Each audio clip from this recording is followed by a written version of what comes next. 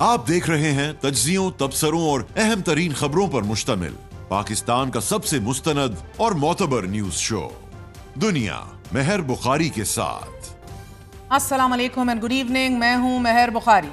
اس وقت آپ اپنی ٹیلی ویژن سکرینز پر ایک عمر رسیدہ خاتون کی ویڈیو دیکھ رہے ہیں کہ جنہیں ایک مرد بازو سے پکڑ کر گھسیٹ کر لوہے کے دروازے سے باہر نکال رہا ہے۔ یہ شیخوپورہ بابڈا آفس ہے۔ اس خاتون کا جرم یہ تھا کہ یہ لیسکو آفس اس وجہ سے گئی کہ وہ اپنا بجلی کا بل ٹھیک کروا سکے، مگر بل ٹھیک کرنے کی بجائے اس بزرگ عورت کو تذلیل کا نشانہ بنایا گیا، اور وہ بھی سرے عام۔ جہاں دکھ کا مقام یہ ہے کہ لوگ اس خاتون کو بچانے کی بجائے تماشائی بنے ہوئے ہیں۔ ایک بزرگ خاتون کے ساتھ یہ سب کچھ اس پنجاب میں ہو رہا ہے کہ جس کی وزیر اعلیٰ عورتوں کو ریڈ لائن قرار دیتی ہے۔ میں خواتین کے لیے ایک بہتر پنجاب بنانا چاہتی ہوں، ایک محفوظ پنجاب بنانا چاہتی ہوں۔ عورت اپنے گھر سے کسی چیز کے لیے بھی نکلتی ہے، ضرورت کے لیے نکلتی ہے، تو اس کو ایک سیف اور سیکیور ماحول، انوائرمنٹ پرووائڈ کرنا، یہ انشاءاللہ تعالی میری ذمہ داری ہے۔ کسی خاتون کو ہیرس کرنا، ہراساں کرنا مریم نواز شریف کی ریڈ لائن ہے، میری ریڈ لائن ہے کہ خواتین کو ہراساں کرنا، ہیرسمنٹ میری ریڈ لائن ہے، اور اس کے علاوہ کہیں پر اگر کسی خاتون سے کوئی زیادتی ہوتی ہے وہ بھی میری ریڈ لائن ہے۔ لیکن آئرنی یہ ہے کہ اسی پنجاب میں حکومت اپنی وزیر اعلیٰ کو ریڈ لائن قرار دیتی ہے، انہی کی حکومت، مگر یہ بوڑھی خاتون شاید کسی کی بہن، بیٹی یا ماں نہیں، یا پھر یہ عورت ہی نہیں کہ ریڈ لائن ہو۔ آج ہی اسپیکر پنجاب اسمبلی نے چیف الیکشن کمشنر سکندر سلطان راجہ سے ملاقات کی۔ یہ ملاقات تحریک انصاف کے 26 اراکین پنجاب اسمبلی کے خلاف ریفرنس دائر ہونے کے بعد کی گئی، اور اسپیکر پنجاب اسمبلی کے مطابق میں نے چیف الیکشن کمشنر سے اس لیے ملاقات کی ہے کہ اہم قانونی معاملات پر ان سے رائے لینا تھی۔ انہوں نے سوال اٹھایا کہ ایوان میں گالیاں دینا جمہوریت نہیں، یہ واہیات رویہ جمہوریت سے دشمنی ہے۔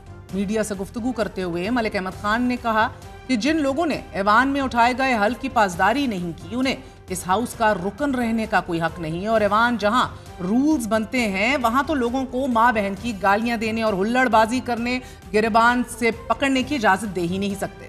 میں نے آئین کا مقدمہ لڑنا ہے۔ جو لوگ اپنے آئین کی پاسداری حلف کی نہیں کر سکتے، ان کو اس ہاؤس کا رکن جس کا انہوں نے حلف اٹھایا رہنے کا کوئی حق نہیں، and consequence will entail, you will know the details in very short time۔ جو لوگ اس آئین کو توڑ رہے ہیں وہ 25 کے بجائے 35 بھی ہوں گے تو میں یہی کروں گا۔ سر ریفرنس آپ نے دائر کیا کہ نہیں ابھی؟ سر it is already there۔ Speaker صاحب کو آئین کا یہ مقدمہ ضرور لڑنا چاہیے، مگر اسی آئین کے تحت اس سوال کا جواب بھی دے دیجئے کہ انہوں نے آئین کی کس شق کے تحت اس چیف الیکشن کمشنر سے ملاقات کی کہ جن پر پہلے ہی الیکشن چرانے کا الزام ہے۔ ایک طرف M P As deseat ہو رہے ہیں تو دوسری طرف سیکیورٹی گارڈ کو نوکری سے نکال کر گرفتار کیا گیا ہے، مگر جو تذلیل اس خاتون کی ہوئی ہے اس کا ازالہ کون کرے گا؟ کیونکہ اس خاتون نے فقط اپنا بجلی کا بل زیادہ آنے پر شکوہ کیا اور لیسکو عملے سے یہ کہا کہ یا تو میرا بل ٹھیک کر دو یا تو پھر بل کو قسطوں پر دینے کا موقع دے دو، کیونکہ میرا تو کوئی کمانے والا نہیں ہے۔ بجلی کے بل اس وقت ناظرین پاکستانی عوام پر ایک بم بن کے گر رہے ہیں کہ جو جان لیوا ثابت ہو رہے ہیں۔ گزشتہ روز گجرانوالہ میں 20 سالہ فراز نے تیزاب پی کر اپنی زندگی کا ہی خاتمہ کر لیا، کیونکہ اس کے والد کو پولیس بجلی چوری کے مقدمے میں گرفتار کر چکی تھی، اور مناپور کے رہائشی انور کا بل 30,000 آیا تھا۔ بل ادا نہ کرنے کے بعد گیپکو نے ان کا میٹر اتار کر 38,000 روپے جرمانہ بھی عائد کیا۔ اہل خانہ کے مطابق جب فراز گیپکو حکام کے پاس گیا، اپنے باپ کی رہائی میں مدد کی دہائی دی تو اس کو بتایا گیا کہ اگر والد کی رہائی چاہتا ہے تو جرمانہ سمیت بل بھی جمع کرائے، اور جب پیسوں کا انتظام نہ ہوا تو گیپکو اہلکاروں کے رویے سے دل برداشتہ ہو کر یا کوئی اور نوید نہ دیکھ کے اس نے تیزاب ہی پی ڈالا، اپنی زندگی کا خاتمہ کر لیا۔ فراز کو ہسپتال منتقل کرنے عبدالصمد نے ہی اس کے والد کی ضمانت بھی کرائی، ساتھ ہی اس کا پورا معاملہ بھی بتایا، اس کا بل بھی پے کیا۔ مسئلہ بیوروکریسی کی نہ ہونے والی نرمی اور رویے سے ہے۔ مسئلہ ہے کہ اور آپشنز کیوں نہ، غریب تو دور کی بات مڈل کلاس کو کیوں نہیں دکھائی دیتا؟ یقیناً عبدالستار نے ایک بہت بڑا کام کیا ہے، مگر سوال تو یہ پیدا ہوتا ہے کہ اگر بجلی کے بل کم ہوئے ہیں تو یہ لوگ کیوں خودکشیاں کر رہے ہیں، کیوں بجلی چوری کرنے پر مجبور ہو رہے ہیں؟ کیونکہ اپنی تذلیل کروانے کے لیے کیوں بجلی سپلائی کرنے والے دفتر میں ذلیل ہونا پڑ رہا ہے؟ اس کا سادہ سا جواب سلیبز بھی ہیں ناظرین۔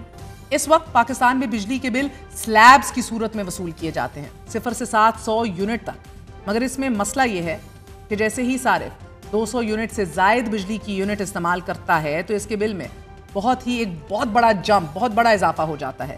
مثال کے طور پر جب تک بجلی کا یونٹ 200 یا پھر 200 سے نیچے ہے تو فی یونٹ زیادہ سے زیادہ 14 روپے چارج کیا جائے گا اور بل زیادہ سے زیادہ 3500 روپے آئے گا، مگر جیسے ہی بل 201 ہوگا فی یونٹ 34 روپے 26 پیسے ہو جائے گا، جس کی وجہ سے بل میں یکدم 5000 کا اضافہ ہو جاتا ہے۔ مطلب کہ 200 یونٹ پر بل 3500 آئے گا، لیکن 201 پر یہ بل 8500 ہو جائے گا۔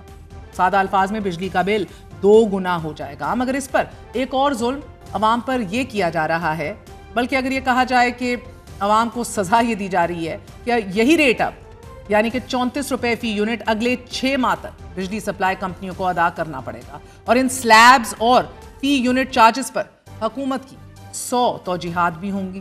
مگر 50,000 روپے کمانے والے کا بل جیسے ہی 201 یونٹ ہوتا ہے تو اس کی سانسیں رکنا شروع ہو جاتی ہیں اور اس کا گھر کا پورا بجٹ جو ہے وہ متاثر ہو جاتا ہے۔ دوسری جانب ایک خاتون وزیر اعلیٰ کے ہوتے ہوئے ان کی تمام تر بیوروکریسی کو سینسٹائز ہونا پڑے گا، کیونکہ یہ بھی اگر طے کر لیا جائے ونس اینڈ فار آل کہ اس معاشرے میں ریڈ لائن کون سی عورت ہے یا کس خاندان سے تعلق رکھنے والی عورت اور خاتون ہے، پھر بھی بہت آسانی ہو جائے گی۔ So either which way we need to decide. Programme میں آگے بڑھتے ہیں۔ مخصوص نشستوں کی بحالی کے بعد بننے والی نئی سیاسی صورتحال جو ہے وہ دلچسپ ہوتی چلی جا رہی ہے۔ خیبر پختونخوا حکومت کی کمزور پوزیشن، تحریک انصاف کی سیاسی سطح پر مذاکرات کی خواہش، مسلم لیگ نون کو بطور جماعت حاصل ہونے والی سادہ اکثریت، حکومت وقت کو فارم 47 کی حکومت کے الزام کے ساتھ ملنے والی 2/3 اکثریت، ریزرو سیٹ سے متعلق عدالتی فیصلے نے سیاست کی سالم حیثیت کا رخ بدل دیا ہے ناظرین۔ خیبر پختونخوا میں تحریک انصاف کی حکومت گرانے اور نہ گرانے کی بحث زور و شور سے جاری ہے۔ ایک جانب اہم حکومتی ملاقاتیں جاری ہیں، جبکہ دوسری طرف وزیر اعلیٰ خیبر پختونخوا نے حکومت گرانے سے متعلق چیلنج کر دیا ہے۔ خیبر پختونخوا حکومت کے ممکنہ تختہ الٹنے کی خبروں کے دوران وزیر اعظم شہباز شریف نے گورنر خیبر پختونخوا فیصل کریم کنڈی اور عوامی نیشنل پارٹی کے سربراہ ایمل ولی خان سے اہم ملاقاتیں کی ہیں۔ گورنر کے پی کے فیصل کریم کنڈی کا ملاقات کے بعد کہنا تھا کہ اگر اپوزیشن کے پاس اکثریت ہو تو حکومت کی تبدیلی آئینی حق ہے، اسے سازش کہنا درست نہیں۔ انہوں نے یہ بھی واضح کیا ہے کہ وزیر اعظم سے ہونے والی ملاقات میں مخصوص نشستوں کی بحالی کے بعد بننے والی نئی سیاسی صورتحال پر بات ہوئی ہے۔ کے پی اسمبلی میں اپوزیشن کی 54 سیٹیں بنتی ہیں، ساری اپوزیشن کی 30 کے لگ بھگ جو ہے آزاد حیثیت سے وہ ہے، اپوزیشن کے ساتھ شامل ہوتے ہیں کچھ ہوتے ہیں، تو پھر شاید عدم اعتماد دیکھیں اپوزیشن چاہے وفاق میں ہو چاہے صوبوں میں ہو، جس کے پاس بھی اگر 1 نمبر بھی زیادہ ہوتا ہے یا 2 نمبر بھی زیادہ ہوتے ہیں، جتنے نمبر بھی زیادہ ہوتے ہیں اور آپ کی حکومت سے نمبر زیادہ ہوتے ہیں تو آپ کا جمہوری حق ہے کہ آپ عدم اعتماد کی تحریک لا سکتے ہیں۔ تو جس اسمبلیوں میں بھی جدھر بھی اگر نمبرنگ اگر ہوتی ہے کسی کے ساتھ تو ایک جمہوری عمل میں حصہ لے سکتے ہیں اور اپنا عدم اعتماد پیش کر سکتے ہیں۔ جبکہ پشاور میں میڈیا سے گفتگو کرتے ہوئے وزیر اعلیٰ خیبر پختونخوا علی مین گنڈاپور کا یہ کہنا ہے کہ گورنر کے پی فیصل کریم کنڈی کاؤنسلر کا الیکشن بھی نہیں جیت سکتے۔ گورنر خیبر پختونخوا کی میری حکومت گرانے کی حیثیت نہیں۔ آپ کا موقف کونسلر کا الیکشن تو جیت نہیں سکتا، تو حکومت ہی گرائے گا۔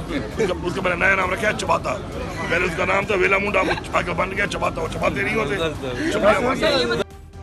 صوبے میں موجود عوامی نیشنل پارٹی نے یہ واضح کیا ہے کہ جماعت کسی ہارس ٹریڈنگ کا حصہ نہیں بنے گی۔ اے این پی کے مرکزی ترجمان احسان اللہ خان کا یہ کہنا ہے کہ کچھ جماعتوں کی خواہش ہے کہ خیبر پختونخوا میں اپوزیشن کی مشترکہ حکومت آئے، مگر ہم جمہوری لوگ ہیں اور غیر جمہوری عمل ہماری روایت نہیں ہے۔ ناظرین، دوسری طرف سربراہ مولانا فضل الرحمان نے خیبر پختونخوا حکومت کے خلاف کسی ممکنہ تحریک عدم اعتماد سے فی الحال فور دا ٹائم بینگ علیحدگی اختیار کر لی ہے۔ اطلاعات ہیں کہ مولانا فضل الرحمان کا پیغام اڈیالہ جیل میں عمران خان تک پہنچا دیا گیا ہے، کہ جو ان کی بہنوں کے ذریعے ہی جیل ملاقات کے دوران دیا گیا۔ پیغام میں موقف اختیار کیا گیا ہے کہ حکومت گرانے کے لیے مولانا سے رابطہ کیا گیا تھا، مگر انہوں نے واضح طور پر انکار کر دیا۔ اس سے قبل مولانا فضل الرحمان 26ویں آئینی ترمیم سے حکومت کے شانہ بشانہ بھی دکھائی گئے اور اپوزیشن کے گرینڈ الائنس میں تحریک انصاف سے 100 قدم دور کھڑے ہونے کی روایات بھی رک چکے ہیں۔ گو کہ اپنے تئیں یہ بات بھی درست ہے that he went to defang this constitutional amendment to a great extent، لیکن JUIFA अभी एक बार फिर अहम तरीन पोजीशन में है। JUIFA 8 खवातीन और 2 अक़लियती नशिस्तें बहाल होने के बाद 19 नशिस्तों के साथ इस वक्त खैबर पख्तूनख्वा असेंबली में अपोजिशन की सबसे बड़ी जमात बन चुकी है। जबकि मुस्लिम लीग नून की सूबाई असेंबली में 6 खवातीन और 1 अक़लियती नशिस्त बहाल होने के बाद ऐवान में तादाद 16 हो गई है। मौलाना फजलुर रहमान एक बार फिर इस बदलती सियासत का अहम मोहरा बन चुके हैं। असेंबली में हिज़्ब इख्तलाफ की तादाद इस वक्त 27 से 52 हो चुकी है।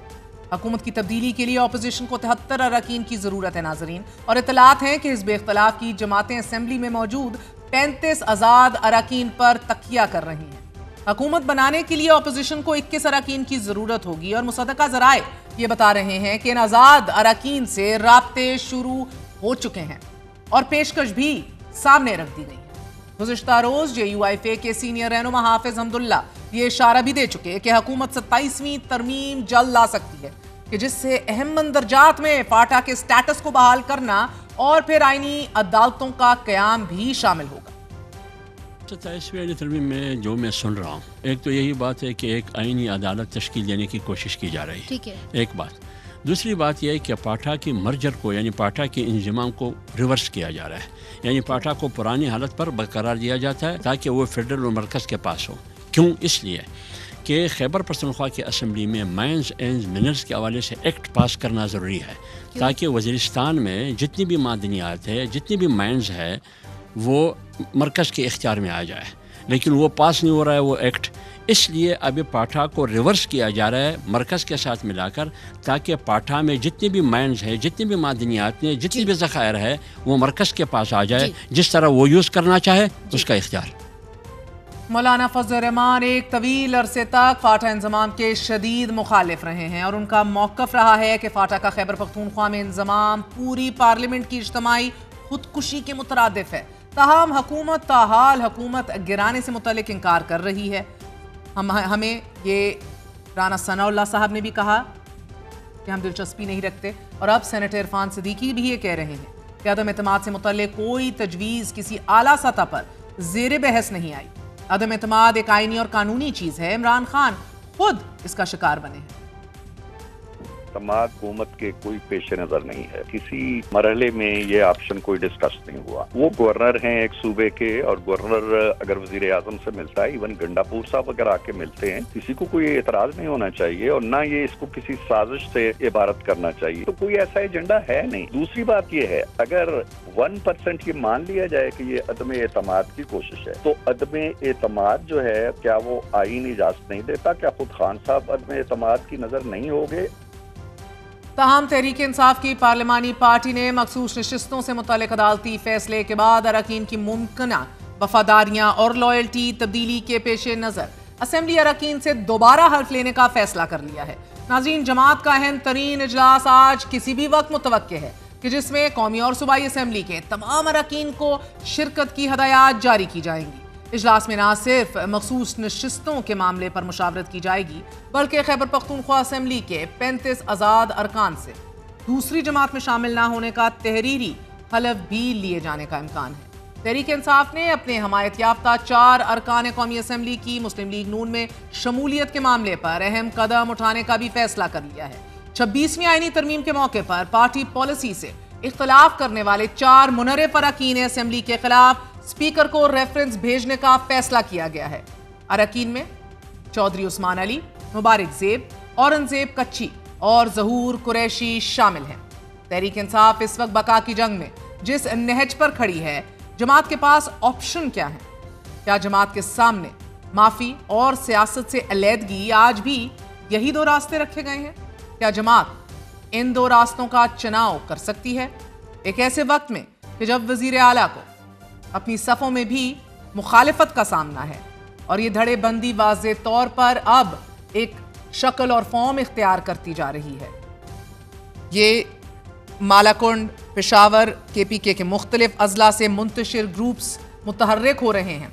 अली अमीन गंडापुर अपनी हुकूमत बचाने के लिए किस हद तक जा सकते हैं? JUIFA कितनी अहमियत की हामिल है? हमारे साथ फरजाना अली और मुस्तफा नवाज खोकर मौजूद होंगे, लेकिन उससे पहले सेनेटर हाफिज हमदुल्ला JUIFA के सीनियर रहनुमा मौजूद हैं। हाफिज साहब, बहुत बहुत शुक्रिया साथ देने का। थैंक यू, मेहरबानी, बहुत शुक्रिया। हाफिज साहब फरमाए दीजिएगा कि क्या खैबर पख्तूनख्वा में फिलहाल तो JUIFA और मौलाना साहब का ये मौक़िफ़ आया है सामने कि वो किसी भी ऐसी तब्दीली का हिस्सा नहीं बनना चाहते, लेकिन अगर 27वीं तरमीम आए जिसके अंदर फाटा के इंज़माम को रिवर्स किया जाए तो आपको लगता है कि कहीं ना कहीं गुफ्तो शनीद हो सकती है? आप हमेशा जो है ऑफकोर्स एक बड़ी यूनिक पोजीशन में होते हैं, आज भी हैं। बिस्मिल्लाहिर्रहमानिर्रहीम। देखिए मेर, पहले तो मौलाना साहब का मौक़िफ़ बिल्कुल वाज़ेह है, जैसे कि आपने फरमाया भी कि अगर खैबर पख्तूनख्वा में अली मिन गंडापुर हुकूमत के खिलाफ तारीख अदम इत्मीनाद आएगी, जमीयत उलमा इस्लाम इस तारीख अदम इत्मीनाद में कोई दिलचस्पी नहीं रखती। लिहाजा हुकूमत किसकी बनेगी नहीं बनेगी, ये हुकूमत बरकरार रहेगी, हम इससे कोई सरोकार नहीं है। एक बात। दूसरी बात यह है कि आपने 27वीं तरमीम की बात की। जहाँ तक 27वीं तरमीम की बात है, पहले ये समझना चाहिए या ये मालूम करना चाहिए या ये जानना चाहिए कि 27वीं तरमीम किस मकसद के लिए लाई जा रही है। पहले ये अहदाफ होनी चाहिए। अगर वो इस मकसद के लिए लाया जा रहा है कि पाठा को रिवर्स किया जा रहा है, जो मर्जर पाठा का हुआ है, जो इंजमाम हुआ है, उस इंजमाम को, उस मर्जर को रिवर्स करना है, पाठा को पुरानी हालत पे लेके जाना है, यानी मरकज के साथ रखना है, तो फिर ये सोचना चाहिए क्यों कल आपने जो इंजमाम किया, मर्जर किया और जिसने मुखालफत की उसको आप गद्दार समझते थे, आज सब आप वापस इंजमाम को खत्म करके, मर्जर का खात्मा करके अब फिर वापस मरकज तक रखना चाहते हैं, तो क्या ये गद्दारी का लेवल आप पर नहीं लगेगी? जो लोग कर रहे हैं ये, वो तो भी की हुकूमत थी। दूसरी बात ये कि ये मालूम होना चाहिए मेर, मेरी जो मालूमात है वो ये है कि खैबर पख्तूनख्वा में एक एक्ट पास होना था माइंस और मिनरल्स का। ये एक्ट पास होना था जैसे कि बलूचिस्तान असेंबली से पास हो चुका है, जिसका मकसद ये था कि खैबर पख्तूनख्वा और पाठा में जितनी भी मादनियात है, जितनी भी ज़खायर है, जितनी भी वसाइल है, जितनी भी माइंस है, उसके इख्तियारात सूबे से लेके मरकज को देना है। अब वो एक्ट, वो बिल अटका हुआ है, वो पास नहीं हो रहा है। तो जब ये इख्तियारात 27वीं तरमीम के जरिए आप पाठा हवाले करेंगे मरकज के, मर्जर का खात्मा करेंगे, तो क्या इसके पीछे तो ये मकसद नहीं है कि मरकज के इख्तियारात हो मादनियात पर? आगे वो किस पर बेचना चाहते हैं? सर आप मुझे एक सेकेंड, हाफिज साहब कथा कलामी माफ, आप merits of Phata Inzamam and merits of the minerals bill के अंदर चले गए। मुझे मुख्तसरन फरमा दीजिए, क्या 27वीं आईनी तरमीम का और नो कॉन्फिडेंस का इन खैबर पख्तूनख्वा कोई लिंक है? यस और नो? मुझे क्या पता, अभी तक तो 27वीं आईनी तरमीम का तो सिर्फ हम सुन रहे हैं, जैसे कि आप सवाल कर रही है। ठीक है हम सुन रहे हैं, जब 27वीं आईनी तरमीम आएगी ठीक है, उस वक्त हम देखेंगे कि वो किस मकसद के लिए। मैं समझ गई सर, बस यही वजाहत लेनी थी, बिकॉज मामलात उतने सादा होते नहीं है जितने दिखाए जा रहे होते हैं। बहुत बहुत शुक्रिया। अब बात करेंगे, हमारे साथ सीनियर सहाफ़ी फरजाना अली और सेनेटर मुस्तफ़ा नवाज खोखर मौजूद हैं। मैं फरजाना जी आपसे आगाज़ करूंगी, बताइएगा खैबर पख्तूनख्वा की हुकूमत अभी किस पोजीशन में एग्जैक्टली, क्योंकि एक तरफ तो वजीर आला बहुत बड़े बड़े दावे कर रहे हैं, बड़े बड़े चैलेंजेस कर रहे हैं, रियासत को ललकार रहे हैं, लोगों को औकात याद दिला रहे हैं, तो दूसरी जानिब अहम तरीन मुलाकातें भी हो रही हैं एज वी स्पीक। तो पोजीशन क्या एग्जैक्टली? वजीर आजम की मुलाकातें हुई हैं, ANP से भी हुई है, मौलाना ने भी पैगाम भिजवाया, पोजीशन क्या है? देखिए, अगर मौलाना साहब की बात करें तो उन्होंने तो दबे लफ्जों में इसको इनकार भी किया है, और इसी तरह अहमद वली खान ने भी मुलाकात के बाद जो ट्वीट किया है उसमें ये कहा है कि इस तरह चीजें नहीं होनी चाहिए। लेकिन मेरा अपना एक ख्याल ये है कि अली अमीन साहब की हुकूमत को सबसे ज्यादा खतरा मौलाना फजल रहमान साहब से ही है, क्योंकि अगर पाकिस्तान तहरीक इंसाफ की हुकूमत के अलावा अपोजिशन की खैबर पख्तूनख्वा असेंबली में मामलात देखें तो सबसे स्ट्रॉन्ग कैंडिडेट जो है इस वक्त मौलाना फजल रहमान साहब और नून लीग है। अच्छा, नून लीग उस वक्त तक कुछ नहीं कर सकती जब तक कि मौलाना फजल रहमान साहब का उनको ग्रीन सिग्नल ना मिले। अब मुझे ऐसे लगता था कि मौलाना फजल रहमान साहब ने जो बयान दिया और उन्होंने कहा कि नहीं, मैं इस किस्म के मामलात में नहीं हूँ, लेकिन आप ये देखिए कि एकदम से कल हाफिज अब्दुल्ला साहब ये भी कह देते हैं कि 27वीं तरमीम जो आ रही है उसमें फाटा के इंजमाम की वापसी की भी बात हो रही है। तो अब देखिए ये देरीना मुतालबा है JUI का, तो अब सिचुएशन जो है वो काफी चेंज है और मेरा ख्याल में सारे का सारा जो इन्हिसार करता है वो मौलाना साहब की हाँ पर करता है। अगरचे ये भी एक मामला है कि 35 अरकान जो इनको चाहिए, 35 तो खैर टोटल हैं आजाद खैबर पख्तूनख्वा असेंबली में, लेकिन इनको कम से कम अपोजिशन को 22 चाहिए, बिल्कुल 22 लोग चाहिए ताकि आपकी 73 की वोट ऑफ नो कॉन्फिडेंस के लिए आपको 73 चाहिए, तो वो चीज तब जाके बनेगी। तो अब सिचुएशन ये है कि जहाँ एक तरफ इन 35 में से लोगों को राम करना है, जो हमारी अपोजिशन के लोगों से बात हुई तो उन्होंने कहा कि वो तो पहले ही हमने अपने लोग रखे हुए हैं कि वो कौन से होंगे, लेकिन जो मेन मसला है वो मौलाना साहब का ही है।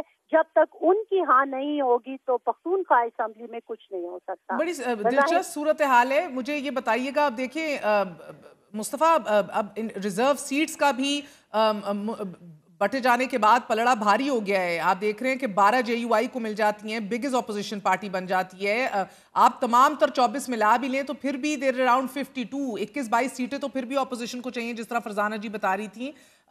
ये मौलाना आपकी नज़र में भी सबसे बड़ा खतरा है, और क्या सिर्फ फकत फिलहाल उन्होंने ना की है, he could very well be using this as negotiation tactic moving forward या बार्गेनिंग चिप फाटा के इंजमाम को रिवर्स करने के लिए, so on and so forth? Is that मुमकिनात में से है? देखिए, इसमें सबसे पहले तो हमें जिस चीज को मद्देनजर रखना चाहिए महर, वो ये है कि जो भी चेंज है खैबर पख्तूनख्वा की गवर्नमेंट में, उनकी असेंबली के थ्रू, वो अनडेमोक्रेटिक मींस के जरिए ही आ सकता है। तो इसके ऊपर हमें मुकम्मल क्लैरिटी होनी चाहिए कि ऑपोजिशन के पास वहां पर नंबर्स नहीं है, तहरीक इंसाफ के पास नंबर्स एक मेजॉरिटी है वहां पर। अगर उनकी मेजॉरिटी को माइनॉरिटी में कन्वर्ट किया जाता है तो वो अनडेमोक्रेटिक तरीकों से किया जाएगा, गैर जमहूरी तरीकों से किया जाएगा। एक लूट सेल लगेगी वहां पर, और उस लूट सेल के नतीजे में डिफेक्शंस होंगी, और उन डिफेक्शंस के नतीजे में फिर आप ये कर सकेंगे। देखिए, जाहिर बात है कि अगर पावर्स इस मुल्क में ये तय कर लेती हैं कि उन्होंने चेंज लेकर आना है, तो हमने तो 8 फरवरी के इलेक्शन के नतीजे में फॉर्म 47 इशू होते हुए देखे। लोगों की जो ख्वाहिशात थी, जिनको लोगों ने वोट दिया, उसके बरक्स इलेक्शन कमीशन को नोटिफिकेशन जारी करते हुए देखा। हमने सुप्रीम कोर्ट को रिजर्व सीट्स केस के ऊपर एक उसमें रिवर्स करते हुए उस फैसले को देखा, कि जिसमें हमने ऐसी मज़ाका खेज चीजें देखी कि एक ऐसी जमात जिसका सिर्फ गालिबन एक मेंबर था, उसको 3 मखसूस नशिस्तें मिल गई। तो करने को तो इस मुल्क में आप सब कुछ कर सकते हैं, लेकिन एंड ऑफ द डे जो चीज आपने कंसिडर करनी है कि एट व्हाट कॉस्ट, कि आप एक सूबा जिसमें सिक्योरिटी की सूरत हाल ठीक नहीं है, आप एक नया क्राइसिस खड़ा कर देंगे। आप उस क्राइसिस को जब खड़ा करेंगे, वहां के लोगों की मुंतखब की हुई हुकूमत को बर्खास्त करेंगे, तो क्या वहां पर बदअमनी और सियासी अदम इस्तेहकाम नहीं फैलेगा? क्या हम ऐसे मुकाम पर हैं हमारा मुल्क कि जहां पर हमारी जो माशी सूरत हाल है, कि क्या वो मजीद नहीं बिगड़ेगी? मैं तो आपसे सवाल पूछती हूँ, क्या हम उस मकाम पर हैं कि ये जो सारे सवाल आप पूछ रहे हैं मुस्तफा नवाज खोखर साहब, इनके जवाबात को संजीदगी से ढूंढा जाए? हम उस मकाम पे भी शायद नहीं है। तो मुझे ये बताइएगा कि अभी ज्यादा खतरा 35 आजाद अरकान से है, मौलाना से है? मैंडेट को बिल्कुल नहीं करना चाहिए। हमें आखिर इस रियासत के लिए कोई असूल तो तय करने होंगे। हम तो ये असूल ऐसा वायलेट कर चुके हैं कि अब अगर इसके नतीजे में हम मजीद बहरान की तरफ चले जाते हैं तो I don't see the benefit in it. ठीक है। और फरजाना जी ये बताइएगा, ये आपने कहा मौलाना सबसे बड़ा खतरा है, 35 अरकान भी वल्नरेबल हैं, इनको पेशकशें आ रही हैं, आप इसकी तस्दीक करेंगी? क्या खबरें हैं आपके पास इस हवाले से?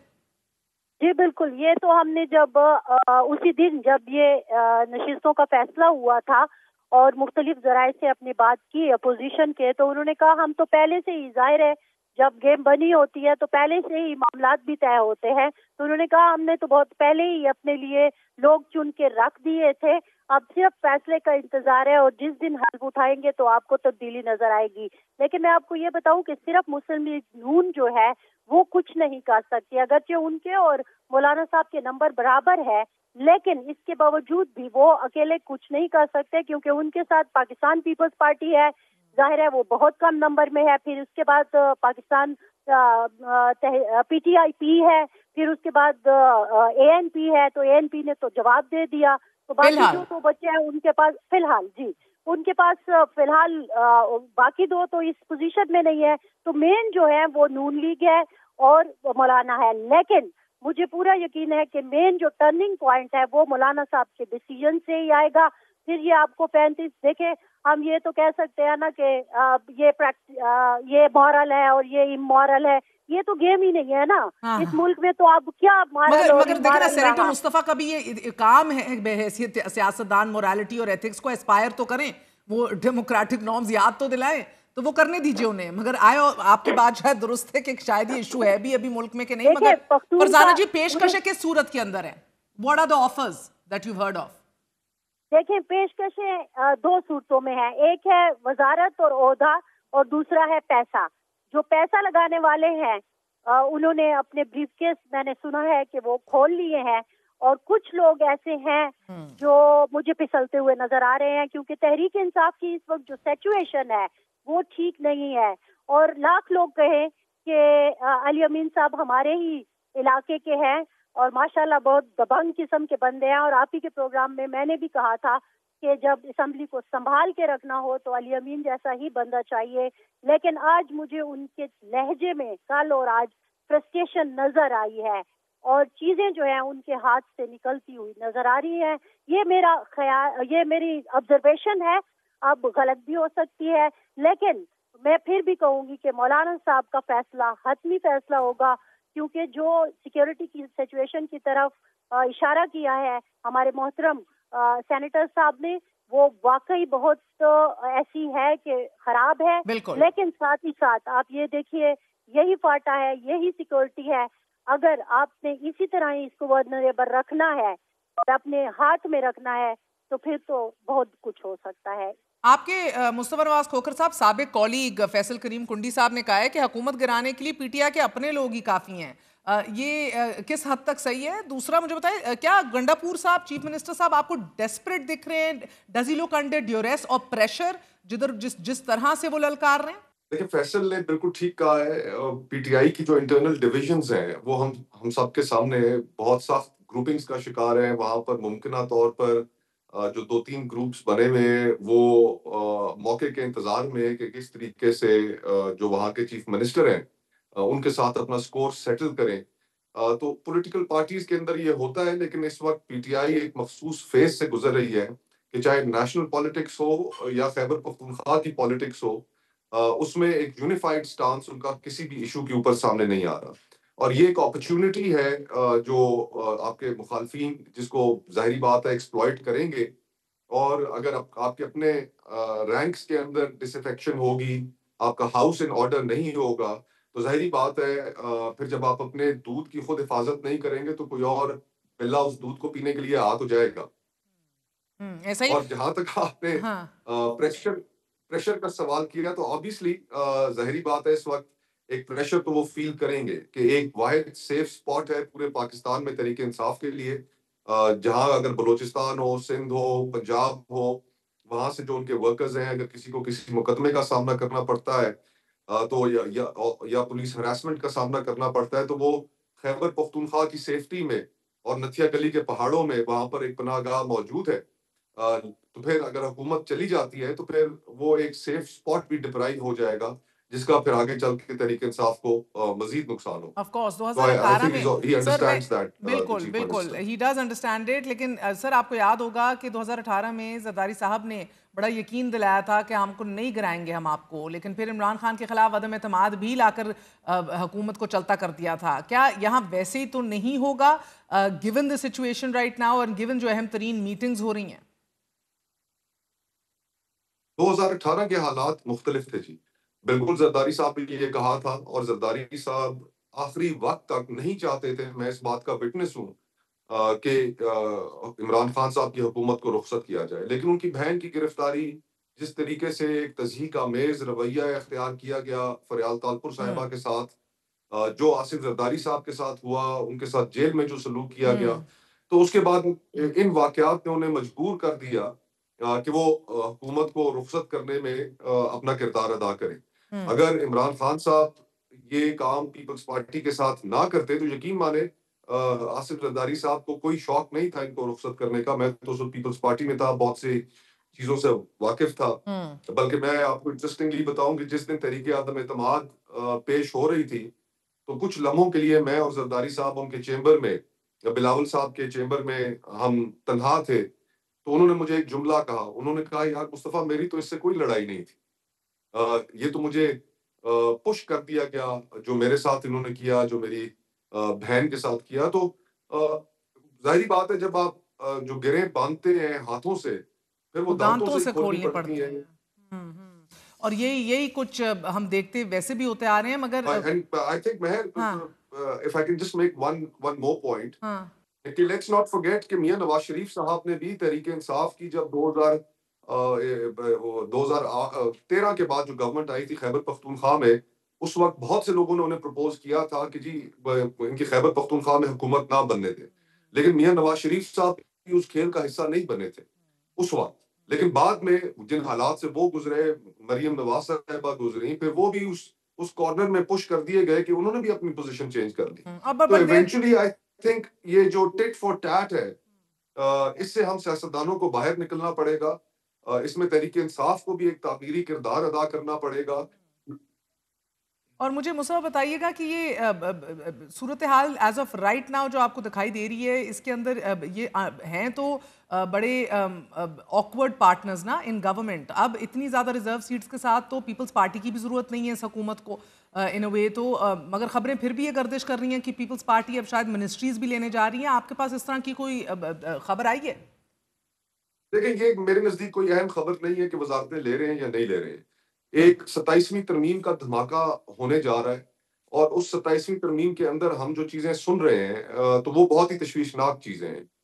سو لیٹس ہوپ کہ حکومت اس جانب نہ جائے. اس ملک کی فاؤنڈیشنز کے ساتھ جو ہمارے بیسک سٹرکچرز ہیں جن کو پہلے ہی ہم بہت نقصان پہنچا چکے ہیں, چاہے جوڈیشری ہو, چاہے میڈیا ہو, پیکا لاز کے ذریعے, تو 27ویں ترمیم جس کی بہت باز گشت ہے اگر وہ سامنے آتی ہے انہی خط و خال کے ساتھ جس کا لوگ شبہ کر رہے ہیں تو یہ ایک بڑی ایکسپلوزیو سچویشن ہوگی.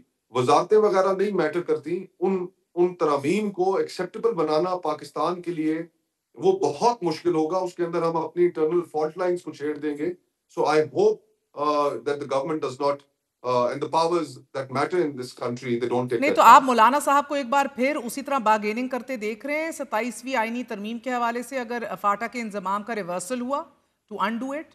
یہ مولانا کی پوزیشن رہی ہے فاٹا کے انضمام کے حوالے سے کہ وہ چاہتے تھے کہ یہ انضمام ہونے سے پہلے وہاں کے لوگوں کی رائے لی جائے, لیکن یہ بہر طور ان کی خواہشات کے برعکس یہ ترمیم پاس ہو گئی. اور پھر اس کے بعد ہم نے دیکھا کہ وہاں پر جو این ایف سی سے جو ایکسٹرا فنڈنگ ہونی تھی فارمر ٹرائبل ایریاز کی وہ بھی نہیں ہو سکی. وہاں کے لوگوں کے اندر بھی اس حوالے سے بڑی تشویش ہے. اور پھر جو لینڈ سیٹلمنٹ اور دیگر جو چیزیں ابھی تک پہلے ایک میکنزم موجود تھا پولیٹیکل ایجنٹ کا کہ جس کے ذریعے آپ یہ چیزیں طے کر لیتے تھے, لیکن ابھی آپ وہ کر نہیں پا رہے. تو ایک وہاں پر ایڈمنسٹریٹو بلیک ہول ایگزسٹ کرتا ہے, یہ ہم ڈینائی نہیں کر سکتے. لیکن وہ اس طرح کی صورتحال کہ جس میں کلیکٹیو پنشمنٹ واپس آ جائے, کہ وہی پریزیڈنٹ ہاؤس سے کنٹرول ہو, پولیٹیکل ایجنٹس لوگوں کے سیاہ اور سفید کے مالک بن جائے, ان کی زندگیوں کے مالک بن جائے, تو وہ صورتحال بھی کوئی آئیڈیل نہیں ہے. تو آئی تھنک کہ اس صورتحال میں مولانا بہت زیرک سیاستدان ہے, اپنا فائدہ بھی مد نظر رکھیں گے, لیکن 26 کانسٹیٹیوشنل امینڈمنٹ میں ان کو کم از کم یہ کریڈٹ ضرور جاتا ہے کہ جو زہر تھا 26ویں آئینی ترمیم کا وہ انہوں نے کافی حد تک کم کیا, جس میں آپ آرٹیکل 8 انسانی حقوق کے حوالے سے بہت سی شکیں شامل تھیں وہ انہوں نے نکلوا دی. تو کوئی آئیڈیل سچویشن ابھی بھی نہیں ہے کیونکہ جوڈیشری کو تو بلڈوز کر دیا, جوڈیشل پیکنگ ہو گئی 26ویں آئینی ترمیم کے بعد. لیکن پھر بھی اب 27ویں آئینی ترمیم کے ذریعے جو ہوگا تو لیٹس ہوپ کہ ہم سینٹی پریویلز, ہم بہت زیادہ چیزوں کو آخری وہ کہتے ہیں نا کہاوت ہے کہ کسی بھی معاملے کا وہ پنجاب پٹواری کی کہاوت ہے کہ سرا نہیں لوڑنا چاہیے, تو سرا نہ ہی تلاش کریں تو بہتر. ٹھیک. اور یہ فرزانہ جی یہ بتائیے گا علی امین گنڈاپور کے خلاف اس وقت कितने ग्रुप्स मुतहर्रिक हैं विद इन PTI, क्योंकि जुनेद अकबर समेत बाबर सलीम स्वाति हों या कोई कुछ मुंतशिर अरकान हों, बहुत सी ऐसी खबरें आ रही हैं। कौन कौन से एरियाज हैं विद इन KP के जो अभी अजला जो एक्टिवली मुतहर्रिक हो रहे हैं अगेंस्ट द चीफ मिनिस्टर? देखिए, 3 ग्रुप तो आपने नाम ले लिए, हजारा का है, मर्दान का है, फिर इस तरह अगर आप देखें मुंतशिर लोगों में अगर आप देखते हैं तो वो आपको करक में भी नजर आते हैं, यानी कि जनूबी अजला में भी नजर आते हैं, वो आपको मालाकंड में भी नजर आते हैं, वो आपको पिशावर वैली में भी नजर आते हैं, और पिशावर वैली में आपको पता है नौशेरा, चासदा और मर्दान शामिल है। तो चीजें जो हैं वो बहुत तेजी से, अगर आप उन 35 को भी इवन के देख लें, जिस दिन ये फैसला हुआ उससे एक दिन पहले हम सबसे पहले उन 35 को देख रहे थे कि इन 35 में कौन शामिल है, तो वो पूरे सूबे को ऐसे घेरते हुए शामिल है, और उसमें कुछ नाम ऐसे हैं कि जो वाकई बहुत खफा हैं, और चीजें जो हैं अगर खान साहब की रिहाई की तरफ नहीं जाती तो फिर शायद लोग मायूस होकर भी कुछ कदम उठा लें। लेकिन फिर मैं कहूंगी कि मेन चीज जो है वो मौलाना फजल रहमान साहब पर डिपेंड करती है, उनकी हाँ में ही सारी हाँ है और उनकी ना में ही सारी ना है। बहुत बहुत शुक्रिया सीनियर सहाफी फरजाना अली और सेनेटर मुस्तफा नवाज खोखर हमारे साथ मौजूद है। आपने गुफ्तगू सुनी है, very short break, we gonna be right back.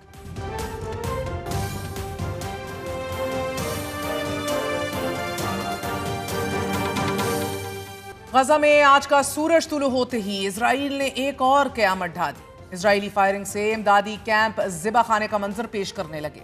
Israeli फौज की बिला इश्तियाल और पेशगी इतला दिए बगैर बराह रास्त फायरिंग से 33 फलस्तीनी शहीद हो गए। खुराक के हसूल के लिए इकट्ठे होने वाली हजारों फलस्तीनियों पर इजरायली फौज की फायरिंग से फलस्तीनी जान बचाने के लिए इधर उधर भागे, मगर गोलियां हर तरफ उनका ताक़ुब करती रहीं। इजरायली फौज ने ताक ताक कर निशाना बनाया और इमदाद के मुतलाशी 33 फलस्तीनी मौके पर ही जिंदगी की बाजी हार गए। सैकड़ों शदीद जख्मी भी हैं। इमदादी मराकज़ के अलावा गजा के मुख्तलिफ इलाकों पर इजरायली बमबारी से 73 फलस्तीनी शहीद हो चुके हैं और गुज़िश्ता 48 घंटों में नाजरीन इजराइल की खून रेजी से 300 से जायद निहत्ते फलस्तीनी जामे शहादत नोश कर चुके हैं। इमदादी मरकज़ में हर तरफ लाशें बिखर गए, जख्मी खून में लथपथ तड़पते रहे, मगर इजरायली फौजियों ने एम्बुलेंसेज और एड और इमदादी टीमों को भी इमदादी मरकज में दाखिल नहीं होने दिया। इजराइल ने ताज़ा हमलों में गजा में इंडोनेशियन हॉस्पिटल के डायरेक्टर डॉक्टर मरवान सुल्तान और उनके अहले खाना के कई अफराद को शहीद कर दिया है। Doctor Marwan renowned cardiologist, senior तरीन डॉक्टर थे और इजराइल ने उन्हें तल अल हव्वा के इलाके में उनके अपार्टमेंट में निशाना बनाया। उनकी शहादत को एक कैटास्ट्रोफिक लॉस करार दिया जा रहा है। गजा के पहले से ही तबाहाल तिब्बी इंफ्रास्ट्रक्चर में डॉक्टर मरवान गुज़िश्ता 50 दिनों में इजरायली हमलों में हलाक होने वाले 17वें हेल्थ केयर वर्कर हैं। नाज़रीन, हेल्थ केयर वर्कर्स वॉच के डायरेक्टर मुआतल असर के मुताबिक डॉक्टर मरवान का कत्ल गजा में हेल्थ केयर वर्कर्स को एक तवील और मुनज़्ज़म ज़ालिमाना मंसूबे के तहत निशाना बनाया जा रहा है। ये एक अलमनाक जानी नुकसान है, बल्कि उनकी कई दिहाइयों की जान बचाने वाली तिब्बी महारत, उनका एक्सपीरियंस, तजर्बा, ये सब खत्म हो चुका है, और वो भी एक ऐसे वक्त में कि जब फलस्तीनी शहरियों को दरपेश सूरत हाल नाकाबिले यकीन हद तक तबाहकुन है। इस हमले में डॉक्टर मरवान समेत उनकी बीवी ज़ेक्रा नर्मर, उनकी एक बेटी लामिस मरवान, दामाद मोहम्मद और बहन आमना उमर भी जामे शहादत नोश कर चुके हैं। गुज़िश्ता 50 दिनों में इजराइल बमबारी से 70 से ज़ायद डॉक्टर्स और पैरामेडिकल स्टाफ शहीद किया जा चुका है। नाज़रीन, तिब्बी हमले को जानबूझकर मुनज़्ज़म तरीके से निशाना बनाने का इजराइल का ये एक घिनौना इक़दाम है। इजराइल जानबूझकर गजा के तिब्बी शोबे को तबाह कर रहा है और डॉक्टर्स की शहादत से दिहाइयों पर मुहित महारत और खिदमात को एक एक करके ख़त्म किया जा रहा है। इस वक्त गजा में कोई एक हस्पताल भी फाल नहीं है, और ये सब एक ऐसे वक्त में हो रहा है कि जब 20 लाख फलस्तीनी बाशिंदे जंग के साए में खामोश बैठे हैं, रोज इंतजार कर रहे हैं। इजराइल ने जानबूझकर गजा के मेडिकल इंफ्रास्ट्रक्चर को नेस्तो नाबूद कर दिया है। द न्यू स्टेट्समैन में तानिया हज हसन ने गजा के एक डॉक्टर का जिंदगी और मौत का तजर्बा शेयर करते हुए ये लिखा है कि डॉक्टर्स के मुताबिक हम ऐसे मरीजों के दरमियान भाग रहे थे कि जो तेजी से खून खो रहे थे और तेजी से जिंदगी की बाजी हार रहे थे। हमें बहुत तकलीफदेह फैसले करना पड़ रहे थे कि पहले किन बच्चों को तिब्बी मदद फराहम करें। कुछ बच्चों की चोटें ऐसी थीं कि जिनसे वो बच नहीं सकते थे। कुछ बच्चों को बचाया जा सकता था, लेकिन हमारे पास वसाइल और तिब्बी सामान कम था। मैं इन बच्चों को उनके चेहरों, उनके कान की बालियों, उनके छोटे छोटे दूध के दांतों से याद रखती रही। मेरे पास एक ऐसी बच्ची लाई गई कि जिसकी उम्र 1 साल से भी कम थी। इसकी आंतों में कई सुराख हो चुके थे, गुर्दे से खून बह रहा था और दिमाग में सूजन थी। इजरायली बमबारी ने इनके घर को निशाना बनाया था और इस हमले में बच्ची की मां हलाक और वालिद शदीद जख्मी हो गया था। इसी तरह का एक और दिलखराश मंजर वॉरफेयर एनालिसिस ने पोस्ट किया है नाजरीन। इस पोस्ट में एक 2.5 साल की छोटी सी बच्ची की वीडियो शेयर की गई है। नाज़रीन, इस बच्ची का पूरा खानदान इजराइल ने शहीद कर दिया है। इस मासूम बच्ची की आंख और टांग जाया हो चुकी है। गजा में रोजाना ऐसी हौलनाक सैकड़ों कहानियां सामने आती हैं कि जिन्हें देख और सुनकर दिल पाश पाश हो जाता है। गजा की एक और 8 साला बच्ची कि जिसका पूरा खानदान इजराइल ने शहीद कर दिया और ये अब अकेली है। इस दुनिया में इसका कोई हकीकी रिश्तेदार जिंदा ही नहीं बचा।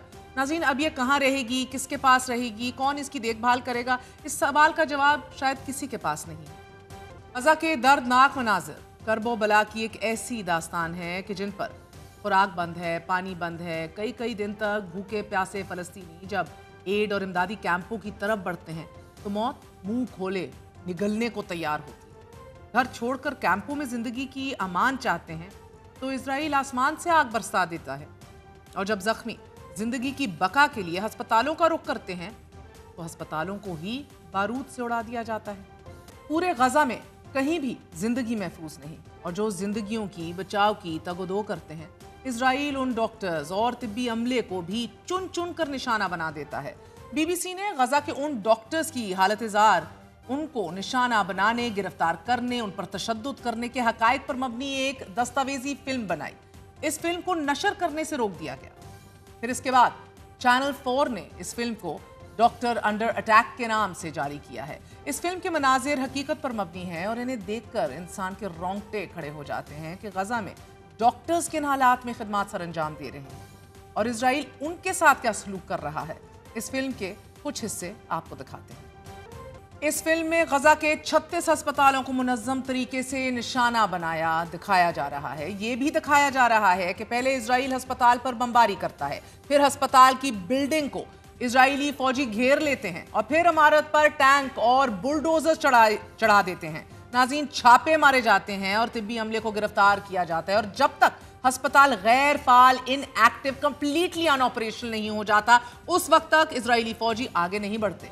इस तरीकाकार से एक एक करके गजा के तमाम अस्पतालों को गैर फाल कर दिया गया है, और ये सब एक मुनज़्ज़म मंसूबाबंदी के जरिए किया जा रहा है। इस फिल्म में यह भी दिखाया गया है कि डॉक्टर्स पानी और बिजली के बगैर जख्मियों का इलाज कैसे कर रहे हैं, किस तरह तयन कर रहे हैं कि who to attend to first. Israeli फौजियों की तरफ से जिनसी ज्यादती की वीडियोस भी फिल्म का हिस्सा हैं, और जख्मी और शहीद बच्चों की एक बड़ी तादाद भी दिखाई गई है। यह भी दिखाया गया है कि एक डॉक्टर खालिद हमूदा, जिनके घर पर हमला हुआ और इस हमले में उनकी 10 रिश्तेदार शहीद हो गए, और जिन लम्हों बाद हमने देखा कि जिंदा बच जाने वाली डॉक्टर की जो अपनी बीवी थी और बेटी थी उनको भी ड्रोन से निशाना बना दिया गया। फिर डॉक्टर साहब भागकर अस्पताल में पनाह लेने की कोशिश करते हैं, लेकिन अस्पताल पर भी छापा मारकर उन्हें गिरफ्तार कर लिया जाता है। इसके बाद उन्हें शहीद कर दिया जाता है। इसी तरह डॉक्टर अदनान को भी गिरफ्तार किया गया, उन्हें बरहना करके उनकी तलाशी ली गई और फिर उन्हें भी गायब कर दिया गया। बादशाह जेल में उनको तशद्दुद का निशाना बनाकर शहीद कर दिया गया, और फिर उनके अहले खाना को डेड बॉडी के साथ उनकी रिकॉर्ड की गई एक वॉइस जारी की गई कि जिसमें वो अपने बच्चों से ये कह रहे हैं कि अपनी वालदा का बहुत ख्याल रखना। गजा के हर घर, हर खानदान की ऐसी ही एक दिलखराश दास्तान है, मगर इन मजालिम के खिलाफ बोलने और इन्हें दिखाने की जुर्रत मगरिब का नाम निहाद मीडिया कर ही नहीं सकता। बीबीसी के अपने ही 100 से जायद लोगों और 300 से जायद दीगर मीडिया पर्सन्स ने खत लिखा है और इस बरतानवी नशियाती इदारे को इजराइल की PR मशीन करार दे दिया है। खत में कहा गया है कि गजा के मामले पे बीबीसी की रिपोर्टिंग इदारा जाती मेयार से और स्टैंडर्ड से बहुत कम है, और बीबीसी का हर फर्द इजराइल की PR मशीन के किरदार अदा करने पर शर्मिंदगी और तशवीश में मुब्तला है। इस खत में बीबीसी के बोर्ड डायरेक्टर रॉबी गिब के Israeli newspaper the Jewish Chronicle के साथ ताल्लुकात का इल्ज़ाम लगाते हुए उनकी गैर जानिबदारी पर भी सवालात उठाए गए हैं, और ये कहा गया है کہ اسرائیلی موقف کو ترجیح اور فلسطینی عوام کی حالت زار کو نظر انداز کیا جا رہا ہے، مگر امریکی صدر ڈونلڈ ٹرمپ کے غزہ جنگ بندی سے متعلق بیان کے بعد اب ایک مہم سی امید پیدا ضرور ہوئی ہے کہ اگلے چند دنوں میں اسرائیل اور حماس کے درمیان جنگ بندی کا کوئی معاہدہ ہو سکتا ہے۔ امریکی اخبار نیو یارک ٹائمز نے اسرائیل اور حماس کے ممکنہ معاہدے سے متعلق کچھ تفصیلات شائع کی ہیں۔ اخبار کے مطابق اس معاہدے میں 10 زندہ اسرائیلی یرغمالیوں کی رہائی اور 18 زخمیوں کی منتقلی شامل ہے، اور ان کے بدلے فلسطینی قیدیوں کو رہا کیا جائے گا۔ یہ رہائی اور لاشوں کی منتقلی 5 مراحل میں مکمل ہوگی کہ جو 60 دن کی مجوزہ جنگ بندی میں انجام دی جائے گی۔ نیو یارک ٹائمز نے حماس سے منسوب ایک بیان بھی شائع کیا ہے، اور اس میں حماس نے کہا ہے کہ ثالثی کرانے والے ممالک سنجیدہ مذاکرات کی خاطر بھرپور کوشش کر رہے ہیں، اور ہم اس معاملے کو اعلیٰ درجے کی ذمہ داری کے ساتھ لے رہے ہیں، اور ہم ایک ایسا معاہدہ حاصل کرنا چاہتے ہیں کہ جو جارحیت کے خاتمے، اسرائیلی فوجوں کے انخلا کی تکمیل اور ہمارے عوام کے لیے فوری امداد کی ضمانت دے۔ اسی طرح امریکی نشریاتی ادارے CBS نے بھی ذرائع کے حوالے سے یہ بتایا ہے ناظرین کہ اسرائیلی حکام غزہ میں عارضی جنگ بندی کے لیے آمادہ نظر آ رہے ہیں، مگر یہ امیدیں اور قیاس آرائیاں کیا رنگ لاتی ہیں، اس کا فیصلہ 7 جولائی کو امریکی صدر اسرائیلی وزیر اعظم کی ملاقات میں ہوگا۔ لیکن every day till that time even روز شہادتیں ہو رہی ہیں۔ لیکن غزہ آج جس کرب و تکلیف سے گزر رہا ہے، امت اس امتحان سے کئی بار گزری ہے۔ محرم الحرام کے انہی دنوں میں امام حسین علیہ السلام کا ایک قافلہ مدینے سے چل کر کربلا پہنچا تو رسول پاک صلی اللہ علیہ وسلم کے اس نہتے خاندان کے ساتھ کیا کیا ظلم نہیں ہوا۔ ننھے علی اصغر کے گلے میں تیر پیوست ہو گئے، جوان علی اکبر کے لاشے پر گھوڑے دوڑا دیے گئے، 56 برس کی حضرت زینب علیہ السلام ظلم کے پہاڑ ان پر توڑے گئے، ان کی چادر چھین لی گئی، نواسہ رسول کا سر کاٹ کر نیزے پر لٹکا دیا گیا، مگر امت محمدیہ نہ کل جھکی تھی اور نہ ہی آج اسرائیلی ظلم و بربریت پر غزہ کے مومن پیچھے ہٹ رہے ہیں۔ آپ ایک ایک بچے کو دیکھیے، ایک ایک لاش سامنے ہوتی ہے اور وہ اللہ کو پکارتی ہے، وہ پوری قوم۔ حسبنا اللہ و نعم الوکیل، اللہ اکبر کے نعرے بلند کیے جاتے ہیں، وہ شہید ہو رہے ہیں، جانوں کا نذرانہ پیش کر رہے ہیں، اور ہمارا یہ ایمان ہے کہ معصوم فلسطینیوں کی یہ قربانیاں رائیگاں نہیں جائیں گی۔ جس طرح کربلا کے ظالم ذلیل ہوئے، آج کا اسرائیل بھی اسی طرح رسوا ہوگا۔ اجازت دیجیے، گڈ نائٹ، اللہ حافظ۔